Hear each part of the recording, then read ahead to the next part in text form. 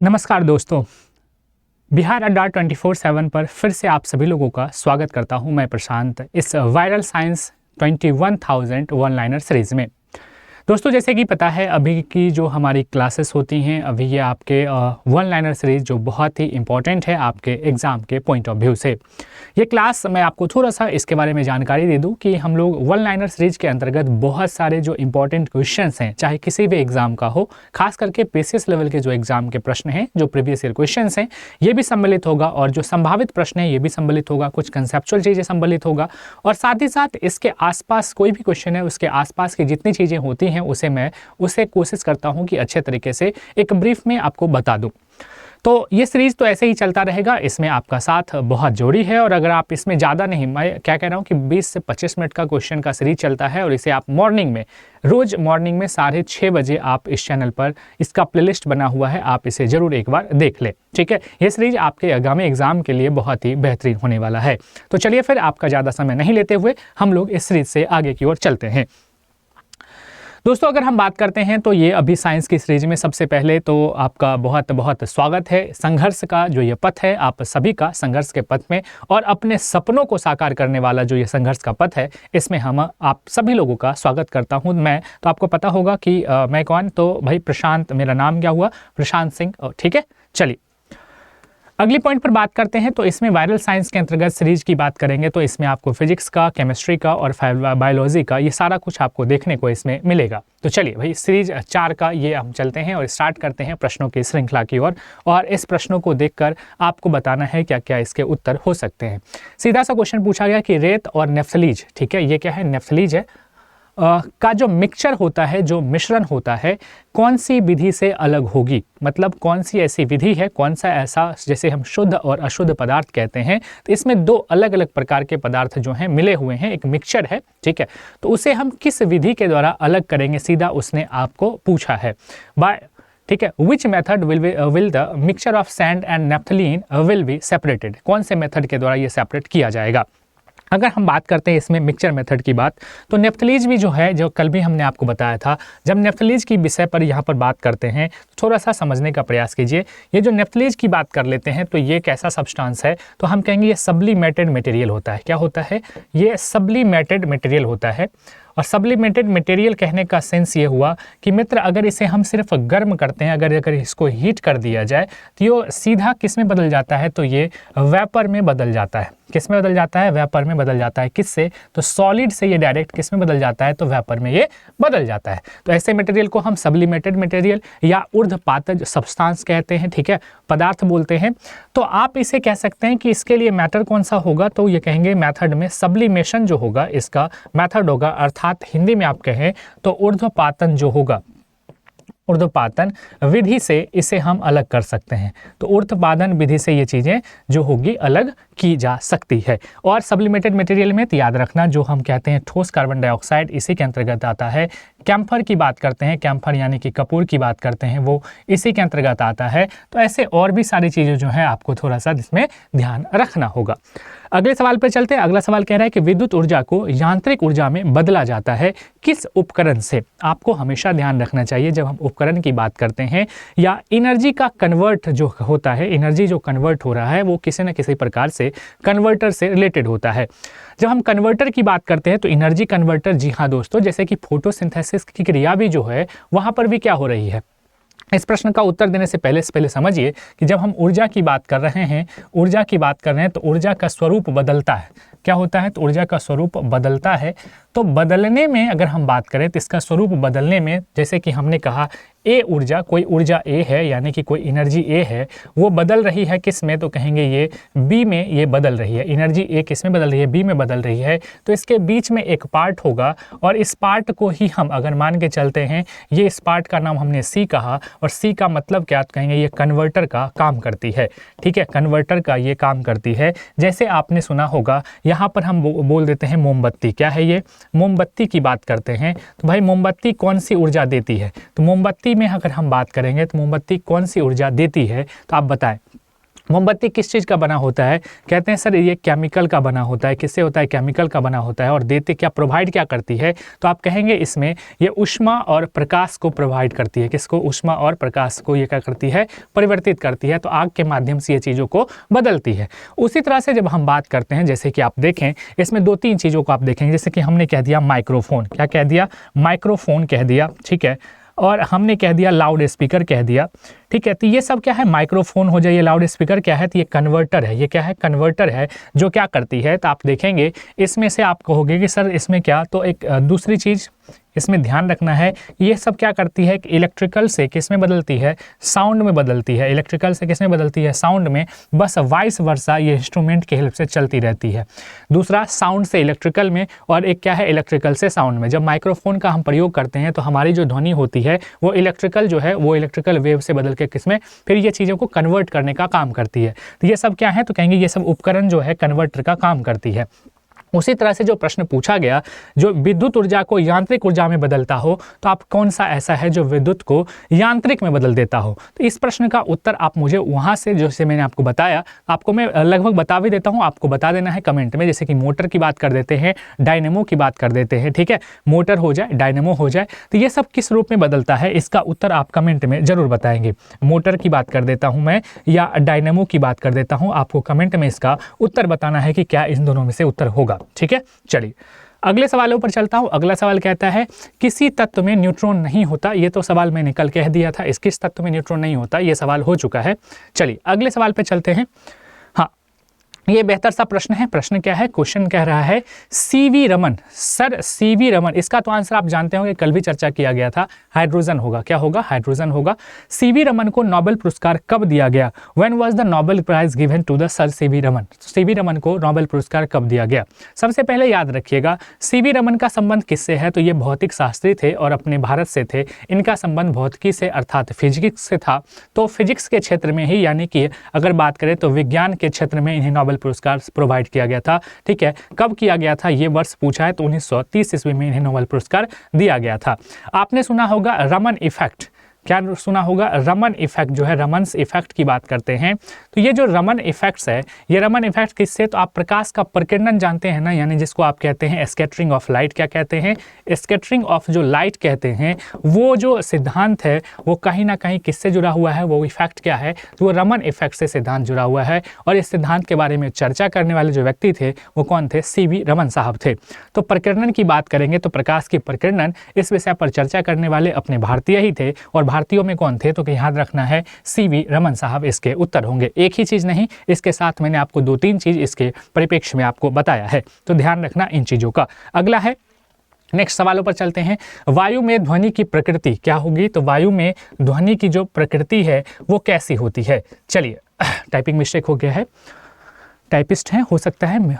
कैसी होती है ये प्रश्न पूछा गया है। What is the nature of sound in air? देखो अब जब हम बात करते हैं कुछ भी चीज़ों का, तो ध्यान रखना है, जब हम बात करते हैं साउंड की बात करते हैं या लाइट की बात करते हैं, ठीक है, साउंड की बात करते हैं या लाइट की बात करते हैं, तो ये दोनों क्या है? तो दोनों स्वरूप हम कहेंगे ये दोनों वेव है। वेव का अर्थ हो जाता है ये दोनों तरंग होती है। क्या होती है? तरंग होती है। और आपसे केवल अब यहाँ से सवाल उठा के पूछ लिया, और हर बार एग्जाम में आप देखे होंगे कि ऐसे सवाल पूछा जाता है। जब हम साउंड की बात करते हैं तो साउंड जो होता है हमारा कौन सा होगा? तो याद रखना साउंड हमारा लॉन्गिट्यूडनल होता है। क्या होता है? लॉन्गिट्यूडनल होता है, ठीक है, लॉन्गिट्यूडनल होता है। जबकि लाइट की बात करें तो ये हमारा ट्रांसवर्स होता है। क्या होता है? ट्रांसवर्स होता है, ट्रांसवर्स वेव होता है। ट्रांसवर्स का अर्थ हो गया यहाँ पर ध्यान रखना, ट्रांसवर्स वेव यानी कि इसे कहेंगे भाई अनुप्रस्थ तरंग। क्या होता है? अनुप्रस्थ तरंग होगा, यानी कि साउंड से रिलेट नहीं करना इसे। अनुप्रस्थ यानी प्रकाश क्या होता है? प्रकाश प्रस्थ होता है, अर्थात प्रकाश की प्रकृति कैसी होगी? अनुप्रस्थ तरंग के अंतर आएगा। जब हम ध्वनि में क्या होती है? तो ध्वनि में याद रखना धैर्यता होती है, और इसलिए ध्वनि को कहा जाता है कि ध्वनि की जो प्रकृति होगी वो अनुधैर्य होगी। किस प्रकार की प्रकृति होगी? तो ध्वनि की प्रकृति अनुधैर्य होगी। इस बात का ख्याल रखिएगा। दोनों में से कभी इस तरह के सवाल बिल्कुल आपसे पूछे जाएंगे। प्रकाश की प्रवृत्ति अनुप्रस्थ होती है और दोनों क्या है? तरंग हैं, ठीक है। तरंग मतलब एक विक्षोभ, ठीक है। और तरंग होता क्या है? अगर आपसे प्रश्न पूछा जाए कि तरंग क्या होता है, तो याद रखिएगा तरंग एक ऐसा साधन होता है जिससे जो ऊर्जा होती है एक जगह से दूसरी जगह पहुंचती है। ठीक है, जो ऊर्जा होती है, जो एनर्जी होती है, वो एक जगह से दूसरी जगह पहुंचती है। माफ़ कीजिएगा, हम आपके कमेंट जो हैं अभी लाइव नहीं ले रहे हैं, लेकिन ऑफलाइन कमेंट आपका हम बिल्कुल एक एक कमेंट को पढ़ते हैं, फिर उसका उत्तर भी देने का प्रयास करते हैं। याद रखना, ये क्लास रेगुलर कितने बजे से होगी? 6:30 AM सवेरे आप उठिए और इस क्लास का दर्शन कीजिए। और आप कुछ मत कीजिए ना, अगर आपको दिक्कत हो रही है आप इसे मल्टीप्लाई 2 करके, मल्टीप्लाई 1.5 करके आप देख लीजिए, लेकिन आधे घंटे की है, 10 से 15 मिनट में रेगुलर आप देख सकते हैं और बहुत सारे क्वेश्चनों का रिवीजन आप कर सकते हैं। अभी फिजिक्स में चल रहे हैं, फिर एक बार फिर इसको मिक्स भी कर देंगे, यानी कि आपको बहुत सारे ऐसे क्वेश्चन को दिखाएंगे और बताएंगे, जैसे आपको क्वेश्चन जो है ना लगेगा कि हाँ भाई क्वेश्चन है और यहाँ से प्रश्न निकल के आते हैं। अगला सवाल है, यदि किसी लेंस की फोकस दूरी +2 डायोप्टर है, क्या है? +2 डायोप्टर की बात किया है। चलिए बहुत अच्छा, +2 डायोप्टर है दिया हुआ है, तो उसकी फोकस दूरी क्या होगी? चलो भाई, लेंस की फोकस दूरी है तो बोल दिया है कि भाई शक्ति, पावर है ना, फोकस दूरी नहीं, यहाँ पे होना चाहिए कि लेंस की जो क्षमता है +2 डायोप्टर है, यानी कि पावर जो होता है, पहला चीज याद नहीं कि पावर याद रखिएगा, यूनिट है किसका? तो पावर का यूनिट क्या है? तो डायोप्टर है। पावर का यूनिट क्या है? डायोप्टर। लेंस की पावर किससे इंडिकेट करते हैं? डायोप्टर से।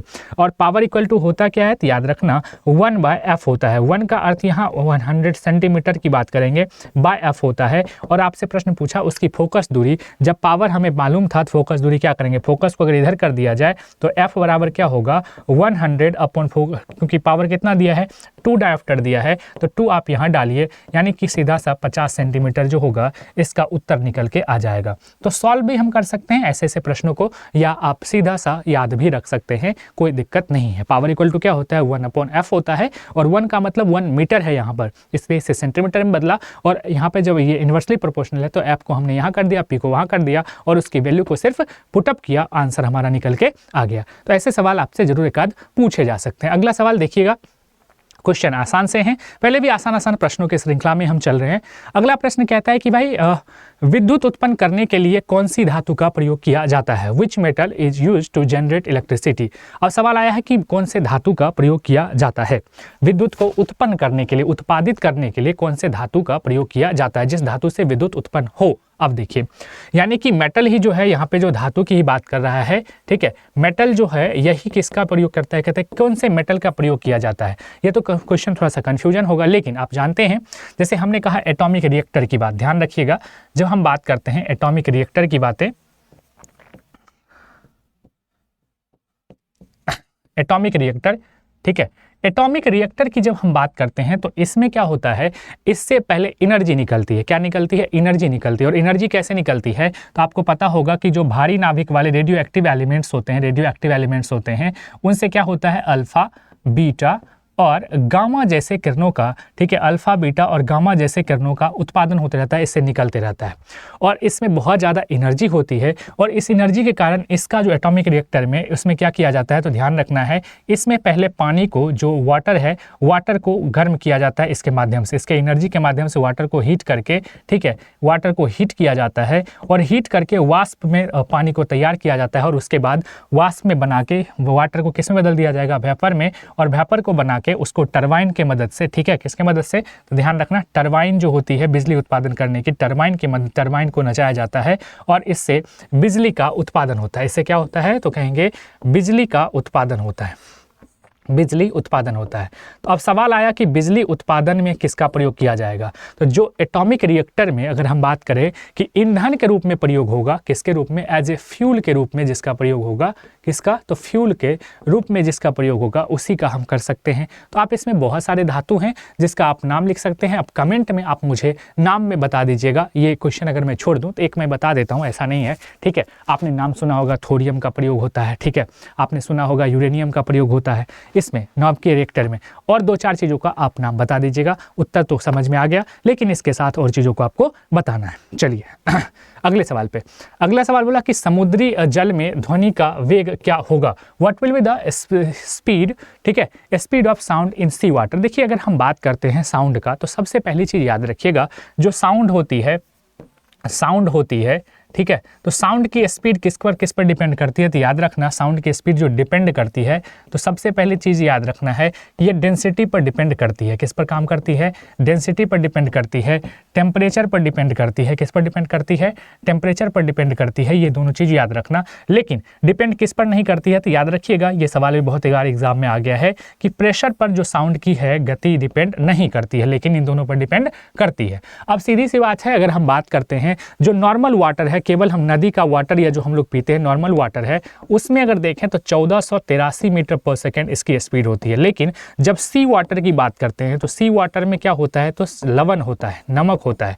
और नमक होगा तो सी वाटर का घनत्व तो क्या होता है, ज़्यादा होता है। घनत्व तो क्या होता है, ज़्यादा होता है, क्योंकि उसमें लवण की मात्रा होती है, नमक होती है। ठीक है, तो नमक होगा तो घनत्व तो ज़्यादा होगा, तो इससे ज़्यादा इसकी स्पीड होनी चाहिए। तो 1531 मीटर एक एवरेज में बात करें मीटर पर सेकेंड इसकी स्पीड होती है। समझ में आना चाहिए। ऐसे जनरली आपको पूछे कि एयर में इसकी स्पीड कितनी होगी, हवा में, तो याद रखना ये टेम्परेचर पर भी डिपेंड करती है, इसलिए शॉर्ट में एक लिख देता हूं मैं 332 मीटर पर सेकेंड एयर में। लेकिन आपको कह दे कि वैक्यूम में इसकी स्पीड क्या होगी, जब वैक्यूम कह दे यानी कि निर्वात में, तो याद रखना 0 होती है स्पीड। निर्वात में साउंड नहीं चलती है। क्यों, साउंड जो होती है डिपेंड करती है माध्यम पर। किस पर डिपेंड करती है, साउंड किस पर डिपेंड करती है, तो ये भी याद रखना माध्यम पर डिपेंड करती है। ठीक है, माध्यम जैसा होगा उस अकॉर्डिंग चलेगा, बिना माध्यम का साउंड नहीं चल सकता है। तो ध्वनि की जो चाल है 332 मीटर एयर में, बाकी मैंने पानी में बताया। सर्वाधिक की बात करें तो याद रखना कि मैक्सिमम जो स्पीड होती है, मैक्सिमम जब स्पीड होती है,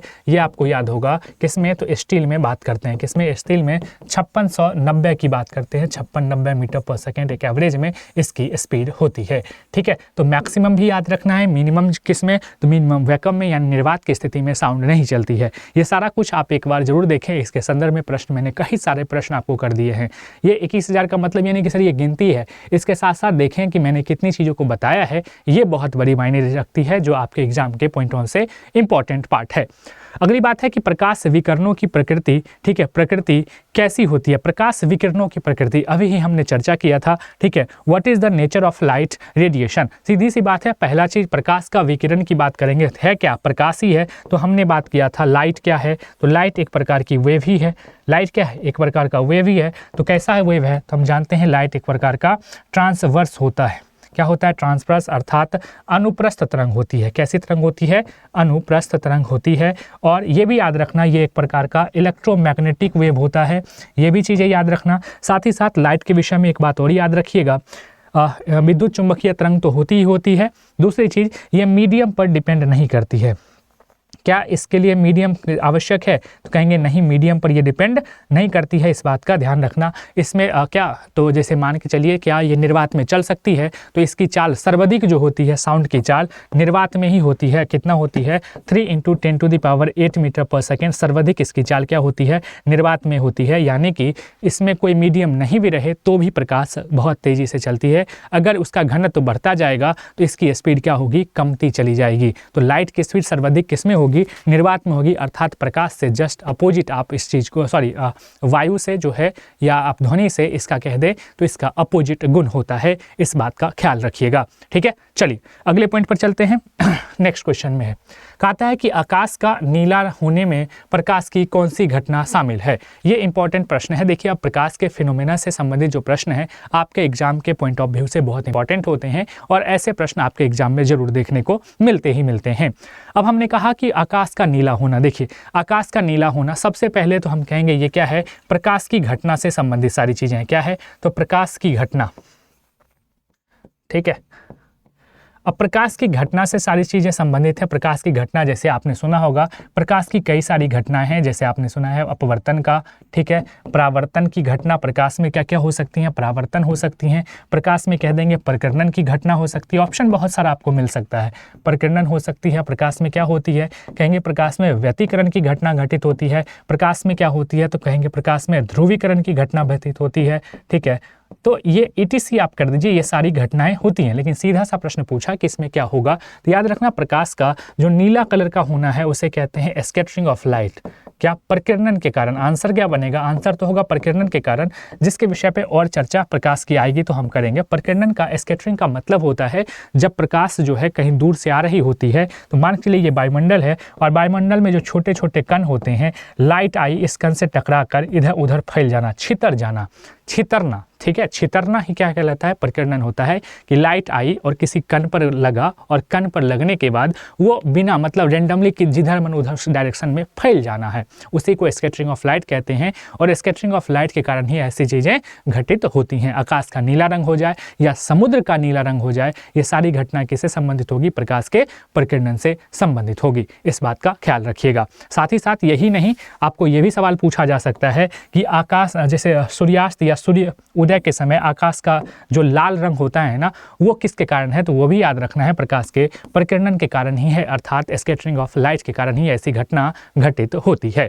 ठीक है, चलिए अगला कहता है कि जल, खून, वायु, शहद में ज़्यादा सयांता किस में होती है? ज़्यादा सयांता, इनमें से ऐसा कौन है जो ज़्यादा सयांता होता है, मतलब हाईएस्ट जो विस्कोसिटी है, इनमें से किस में पाया जाता है? जब हम हाईएस्ट विस्कोसिटी की बात करते हैं तो वो इनमें से किस में पाया जाता है, ये प्रश्न आपसे पूछा जाता है। तो देखिए विस्कोसिटी हमने क्या बताया था, जैसे ठोस का गुण क्या होता है, तो ठोस में जो विरोध करने का गुण है वो क्या कहलाता है? तो हम कहते हैं ठोस में विरोध करने का गुण घर्षण कहलाता है। उसी तरह से आप ध्यान रखिएगा, जो हम फ्लूइड होता है, क्या होता है? फ्लूइड होता है। फ्लूइड का मतलब आप ये कह सकते हैं कि जो तरल पदार्थ है, और तरल के अंतर्गत हमेशा याद रखिएगा गैस और द्रव दोनों आता है, दोनों में गुण तरल है। तरल का अर्थ होता है जो जिसमें प्रवाह हो, जो फ्लो कर सकता हो, जिसमें प्रवाह हो। हवा भी चलती है, बहती है, और पानी भी बहती है, तो दोनों क्या होगा? फ्लूइड होगा। तो आप याद रखना, जब सयांता की बात करें तो जो गुण ठोस में घर्षण का होता है, वही गुण हम गैस में और द्रव में जो होता है सयांता का होता है। अर्थात एक प्रकार से सयांता भी घर्षण होती है। जो किसकी घर्षण? तो कहेंगे दो गैसों के परतों के बीच का घर्षण, दो पानियों के या कोई भी दो लिक्विड के बीच के घर्षण होता है। इसे आप जरूर ध्यान से समझेंगे। अब कहता है कि सर किस में ज़्यादा घर्षण होगा? तो जो ज़्यादा घना होगा, जो ज़्यादा डेंसर होगा, जो जिसमें ज़्यादा डेंसिटी होगी, जो ज़्यादा पूरा सटा सटा सा होगा, उसमें क्या होगा? घर्षण ज़्यादा होगा। तो इसमें देखते हैं, इसमें शहद जो है, शहद में ज़्यादा घना होगा, यानी शहद ज़्यादा मोटापन होगा, तो इसमें फ्लो कम होगा। ठीक है, अब पानी क्या है? पतला है, तो फ्लो क्या होगा? ज़्यादा होगा। किसी पाइप से आप चारों को डालिए और निकालिए दूसरी जगह, तो आप देखेंगे शहद में ये चीज़ आपको बहुत कम देखने को मिलेगा, फ्लो जिसका कम हो। इसका मतलब है कि उस दोनों कण के बीच में घर्षण बहुत ज़्यादा होता है। ठीक है, तो इन सारी चीज़ों का थोड़ा सा ध्यान रखेंगे। मुझे लगता है कि अब सयांता को भी समझेंगे। हम सिर्फ 21,000 क्वेश्चन नहीं, चीज़ों को समझाने का भी प्रयास कर रहे हैं क्वेश्चन के माध्यम से, कि अब चीज़ों को आप बेहतर तरीके से समझ पा रहे होंगे। ठीक है, कोई दिक्कत तो नहीं है ना? अगले पॉइंट पे चलिए। कह रहा है कि 50 डिग्री सेल्सियस का मान फ़ारेनहाइट में, ठीक है, किसमें? फ़ारेनहाइट में क्या होगा? चलिए फ़ारेनहाइट में क्या होगा? सबसे पहले आपको जो प्रश्न पूछा गया, टेम्परेचर 50 डिग्री सेल्सियस की बात कर रहा है, और फ़ारेनहाइट में क्या होगा? तो देखिए हमने कहा था C5 ये फ़ारेनहाइट में कितना होता है? तो F-32 अपॉन कितना हो जाएगा? 9। अब देखो ये 5-9 कैसे आया? तो इसका जो है C100 होता है इक्वल टू F-32 अपॉन 180 होता है। तो इसी को हमने काटा था 20-25 100 और 20-180, ठीक है, दोनों को काट दिया था, C/5 आया था। अब इसमें डिग्री दे दिया है, C की वैल्यू 50 दे दिया है। अगर देखिए यहाँ पर हम C की वैल्यू को 50 कर दे हैं, अगर यहाँ पर हम C की वैल्यू को 50 कर दे, आप देखेंगे तो ये 10-50 खत्म हो गया, 10-90 हो जाता है, और 90 और माइनस में है तो इधर आके ये जुड़ जाएगा, यानी कि 90 + 32 बराबर कितना हो जा रहा है? 112। तो उत्तर क्या बनेगा? तो हम कहेंगे 112 फ़ारेनहाइट जो होगा इसका उत्तर बनेगा। ठीक है, आप इसे बना भी सकते हैं और चीज़ों को कर भी सकते हैं, लेकिन पहले आपको ये सारी चीज़ मैंने पहले वीडियो में सब चीज़ सिखाया भी था, एक बार ज़रूर आप ध्यान रखेंगे। फॉर्मूला वाइज है, आप चीज़ों को आराम से निकाल सकते हैं। ठीक है, चलिए अब कहता है कि गर्म करने पर अर्धचालक का प्रतिरोध क्या होता है? याद रखिएगा, जब अर्धचालक की बात करते हैं और चालक की बात करते हैं तो दोनों में गुण उल्टा होगा। ठीक है, दोनों का गुण याद रखना है। चालक यानी कि हम बात करते हैं कंडक्टर की, चालक का अर्थ हुआ कंडक्टर जिससे विद्युत धारा प्रवाहित हो जाती है, और अर्धचालक मतलब सेमीकंडक्टर, अर्धचालक मतलब सेमीकंडक्टर। ठीक है, सेमीकंडक्टर कहने का मतलब हुआ जिसमें चालक का और कुचालक का दोनों का गुण विद्यमान हो, बीच का। ठीक है, बीच वाला जिसमें दोनों का गुण विद्यमान हो, उसे हम कहते हैं। जब आप इसे गर्म करते हैं, ध्यान रखना, तो इसका प्रतिरोध क्या होता है, तो इसका प्रतिरोध घटता है। क्या होता है, गर्म करने पर इसका प्रतिरोध क्या होगा, यानी कि रेसिस्टेंस जो होगा वो घटेगा, जबकि इसका क्या होता है, बढ़ता है। तो उत्तर भी मिल गया है, साथ में दूसरा चीज भी है, ये भी आपको चीजें समझ में आ गया होगा। अब कहिएगा सर कुचालक में जब प्रवाहित ही नहीं होता तो उसे गर्म कीजिए चाहे ठंडा कीजिए, उससे कोई मतलब नहीं बनता है। तो ये बातें सारी आपके समझ में अब मुझे लगता है कि आपको आ गई होगी, कोई समस्या नहीं हुआ होगा। अगला है कि यहाँ से 2 प्रश्न है, बहुत आसान से प्रश्न है, ये मैं आपको क्वेश्चन जो है ना होमवर्क के लिए छोड़ता हूं, और हिंदी में लिखा हुआ है, कोई दिक्कत नहीं है। ये दोनों प्रश्नों का उत्तर आप लोग HW के लिए समझिए और ऑफलाइन कमेंट में आप इसका उत्तर जरूर दीजिएगा, ठीक है। और कैसा लगा इस सेशन के विषय में भी आप जरूर लिखेंगे। सेशन को मैं और भी आप जैसे कहेंगे, जैसे मैं अभी क्वेश्चनों को तोड़ के बता रहा हूँ, उसके इर्द गिर्द सारी चीज़ों को बता देता हूँ, क्या ऐसे पढ़ाना है या सीधा क्वेश्चन का आंसर बताते हुए आगे निकलना है। इस दोनों बातों को आप लिखेंगे और लिखने के बाद फिर वो बातें मेरी तक पहुँचेगी, तो उस पर विचार विमर्श हम आप से जरूर करेंगे, ठीक है। तो आपके लिए जो होमवर्क था, इस होमवर्क सीरीज को आप जरूर देखें। बाकी चीज़ों को फिर हम लोग चलते हैं अगले चीज़ों में, और फिर अगला जो स्टेप है उस पर भी बात करेंगे। ये सेशन कितने बजे आती है, ध्यान से सुन ले मित्र। ये सेशन जो दोस्त आती है रेगुलर, आपका ये सेशन जो आ रही है कितने बजे, 6:30, ठीक है, मॉर्निंग में ये सेशन आपको रेगुलर मिल जाएगी, ठीक है। केवल आधे घंटे के सेशन में आप अच्छे से अच्छे कंसेप्ट को सीख सकते हैं। और 21,000 का जो प्रण लिया है मैंने, ये 21,000 बिल्कुल होगा, आप निश्चिंत रहेंगे। रेगुलर ये सेशन मंडे से फ्राइडे आपको 6:30 बजे दिखेगी। तो चलिए, बहुत बहुत धन्यवाद, आप सभी का फिर से आभार व्यक्त करता हूँ। थैंक यू, नमस्कार।